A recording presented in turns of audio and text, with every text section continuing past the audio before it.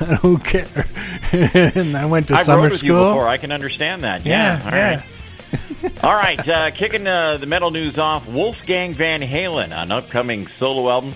I'm not trying to be my father. I'm trying to be me. Good for him, man. Yeah, I'm looking forward. I want to hear it. I want to hear some Honestly, of I hope if I was him, I wouldn't even have my dad play on it. No, he doesn't. He doesn't. Because then, you can always say, hey, I didn't go after the Van Halen fans. Yeah. You know what I mean? He didn't do it. He doing it all himself, I think. Yeah. Pretty much. Excellent. AC/DC launches the Story of Back in Black video series. Ooh. Yeah, I think they just released a live video or something. That's what they're going to be doing from like 1981 or something. Okay. So, all right. That's interesting. Yeah. So, all right. Paul Stanley on his working relationship with Gene Simmons. I knew we were much stronger together than me alone. Ooh. Wow. If it wasn't for Paul Stanley, man, Kiss would have died in the 80s. Yeah. Gene Simmons. They really would have. He helped keep money rolling in, I guess. He kept that band together while Gene thought he was a movie star. Oh, yeah. That's true, man. That's true. Former Black Sabbath singer Tony Martin is putting finishing touches on his new solo album. You like him, don't you? I do. He's got a good voice, man. I like him. Yeah. He sang with I like the V, that one too. album he did. Yeah. He did one with that Tony Iommi guy. Oh, yeah, he's not bad. He's not bad. Speaking of great guitar players, Steve Brown says some new versions of Trickster will start playing shows within the next couple of years. Jim Bob was telling me all about this. Oh, I bet he's all fired up, man. Yeah, he was saying that Pete and he goes there. They got a big problem with the drummer. He wanted to know if I knew any drummers. Oh yeah. I'm hearing there's the drummer. They're not getting along. The drummer will never probably play with Trickster again. But Pete Lauren, the lead singer, I guess he just wants to be dad right now. You can get a machine to do the drums. Good for him.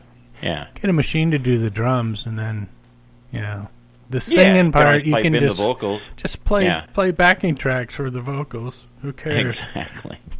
All right, Aerosmith's 50th anniversary concert postponed to 2021. That's pretty much a given. Yeah. David Lee Roth doesn't know if what? It's just so you know. Yeah, David Lee Roth doesn't know if Eddie Van Halen will ever tour again. That's sad. Yeah, that is, man. That is, because he's one of the great guitar players of our time. Huge influence. It's too bad that he's wasting away. Yeah, sucks. Yeah. Dee Snider says it's bullshit when bands come back together after announcing farewell tours. I didn't say it. I just kind of that was close, man. Yeah. No, I hear. Yeah, it is depending. Yeah, it is. I don't like it, but. I mean, yeah. Especially but he can't say. He can only say that Twisted Sister won't get together as a full reunion because their drummer passed away. So you've got together, with Mike Portnoy. Yeah. Another band Mike Portnoy played in. Yeah. Twisted Sister. Dang, man. All right. The Dead Daisies to release the Lockdown Sessions digital EP Holy Ground LP pushed back to January. Okay. So they do We've heard a couple tunes from with Glenn Hughes. Yeah. It's different. It's all right. I want to hear the heavy stuff. Yeah. Udo Dirk Schneider says accept reunion is not possible. You know why that is, Udo? Because they don't want you back. No, there's too much bad blood going. Yeah. Yes, man. Brett Michaels, Nuno Betancourt, and Bruce Kulick added to third annual David Z Foundation fundraising campaign. Okay. You know that David Z, right? Actually, their band opened for Kiss one time. ZO2, man. Yeah. They had that little TV show for a little while on IFC. Yeah. That was cool. I saw they had boobs. They had boobs on TV. Nice. Yeah. And didn't he play with Metal Allegiance? Was it Metal Allegiance? Yeah, he was with a couple of things. Yeah, I think so. And he was with TSO. TSO. Yeah. So, wow. Yeah. Steel Panther to play another virtual concert, Lockdown in August. Are you going to get that? I don't know. I've never watched a live concert on my online before. Maybe. Do you have a TV that you can put your... Yeah, I think so, yeah. I mean, on that big TV, what the hell would be the difference of that and watching a DVD? Yeah, that's true. Maybe. Yeah. Judas Priest reschedules 50 Heavy Metal Years U.S. tour for summer-fall 2021. I'm going to go see that. I'm pretty sure I'm going to go see that. Especially if it got some Maiden. Here is the dumbest thing that I think that I've read so far here. Even weird news. Skid Row to embark on Slave to the Grind 30th Anniversary World Tour in 2021. So they're going to do an anniversary show without the vocalist. Who's going to sing that? The guy they got now? Oh, man. No, just do it with backing tracks. I would rather honestly go see Sebastian Bach do a 30th Anniversary tour with his band. I'd go see that. Sound right. Yeah. Huh? Yeah, I'd go see that. I'd rather see Sebastian singing it than who they got now. So yeah, they got a new album coming out this year, and I'm waiting to hear what it's. I thought Johnny Solinger did a great job for Skid Row. Yeah, for a few. And he just got shown the door for it. I don't know what the heck that deal was. He went country, didn't he? Didn't he go country? He probably broke country or something. He went for the big money grab. All right, that winds up Talking Real Metal. Next hour, Jerry's conversation with Bobby Blitz, Overkill, and BPMD right here on Rock and Metal Revival. All right, that was Evil by the new band BPMD and their album American Made, a whole bunch of covers, which are just fabulously done. On the phone, I got their singer. You might recognize him from the band Overkill. Bobby Blitz Ellsworth. How you doing, Bobby? What do you say, Jerry? Everything well here. How about yourself? Going good. So give us a background on how this project started, because there's a lot of these super groups that are coming out, but I really like what you guys are doing with this one. This was approximately a year ago. I got a call from Mr. Mengi, and we are just infamously known for busting each other's chops. Mm-hmm. And I thought I was getting my chops busted somewhere around midnight. But he had this idea, and it was spawned from his son, who was 8 years old at the time, Alex. They were in the backyard, a couple of beers. Well, obviously not for the kid. Yeah, really. You know what I'm saying? Hamburgers, hot dogs, and Diet Cokes probably for him. But it was, just a barbecue, and they were blasting tunes. And Alex really likes a bunch of the stuff that Mark has done, and said you ought to cover this tune. And Mark said, "Hey, it was a Skinner tune," and I thought that was ridiculous. And then I had a few more beers, and I said I could call Blitz. He grew up in this era. Yeah. And when the phone conversation started, I bought into it instantly. For me, it was like somebody asking me, "Hey, do you have a problem going back and reliving your youth?" I was like, "Dude, count me in."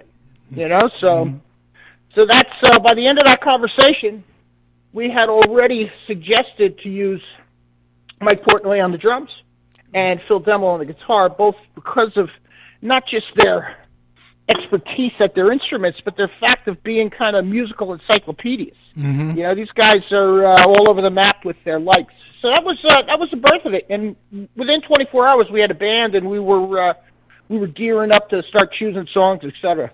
Wow. So how'd you pick the songs? Everybody got two. We made it kind of loose rules. Just to make it a little more interesting, not to just say, okay, we're going to have this, big talk sit down. I mean, the idea was spontaneous, and that's how it caught fire. So we said, okay, everybody gets two, and then we'll do two community picks. And, one of the rules is you can't veto the other guy's pick. If he says, I want to do this, you got to do it.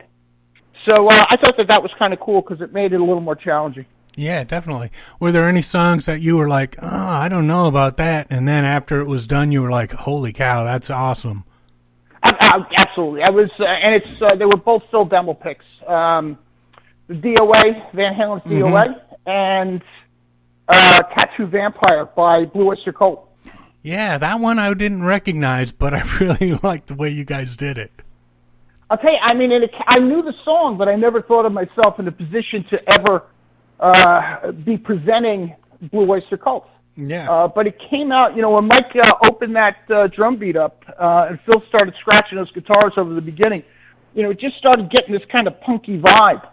But when you go back to the original, it still has that integrity vibe we're talking about. It's totally recognizable with the original. So what are you doing with Overkill these days? Anything in the works as far as new work, new music? Well, we're all dealing with Peter Pandemic right now. Oh, I know. Right. I know. So, I'm not telling you something you don't know, right? Yeah, really. Really? Yeah. Where you been, under a rock? No, I know, really. But, we're trying to keep it business as usual. And I think that's what's keeping at least our camp a little normal. We're writing a record. I'm promoting the BPMD stuff. I'm writing a record. I'm painting my house. Working on motorcycles in the garage. See, I pictured you out there gardening or something. I do that too. With that scream. You got such a great scream. When did you discover that you had this great scream that would just work so well? I think probably in the early days, and it was just, and this applies to the cover record too, is in the early days, you liken yourself to other singers. You're cutting your teeth around a microphone. If a guy's not, trained, he's trying to find his spot. And for me, I was cutting my teeth on stuff like Aerosmith or Judas Priest in the early days because they were really a 70s band. And when I was doing covers, I always thought I could sing the Halford screams, but I really couldn't. It was just this explosion I would get of one note. And but I did realize soon thereafter that there was one Steven Tyler, there was one Rob Halford. So the idea was that I had to develop my own way of doing it, and that was probably from trying to mimic Halford. Out came that skyscraper approach to things I had. Nice. Now, Overkill kind of gets overlooked when it comes to thrash metal pioneers, which kind of isn't right because shouldn't be the big four, it should be the big five. Do you find that to kind of got pushed by the wayside somehow from Metallica and all the Megadeth and all that stuff? Is that the way it's? I get where you're going with this, but that's I don't. I've got to do what I've got to do and love for going on 40 years. I've been in Overkill for 35 years. Yeah. And touring. So I don't have this frown on my face or this little bit of envy with regard to what could have been if we had sold more records. Yeah. And that's all it is. That popularity of that Big Four is based on record sale, and you have to respect that. Mm-hmm. And to some degree, I've always thought that we were a love or hate band, and partially that is because of my voice. It's not like everybody's digging it. I get it. It's not like if it's not for you, I get it. Mm-hmm. So there is no, there's no position of envy on my end with regard to Overkill. I look at it more as I've had the opportunity to do what I love doing. Yeah. So it is a success regardless of what number that we're considered or whether we're considered an innovator or not. It doesn't matter to me. I'm still living my life as I did when I was 20. Nice. So how have you been able to keep your voice in shape? Because, you sound great on this BPMD album. How do you... that's a unique question. I don't really know. I think probably the biggest thing that's happened for me in the last decade was, I was... you couldn't run into me without a Marlboro dangling from my lips for the first 25 years, But about 10 years ago, I just dropped them. Was like, enough of this. Good call. And all of a sudden, everything kind of came back. It wasn't as if it was gone, but man, the clarity was just awesome within that first year. So it was, let's just say it's something that was lucky, wasn't you know, I was quitting for my health, not to get a better voice. Yeah. So the side effects were killer. I mean, it's helped me just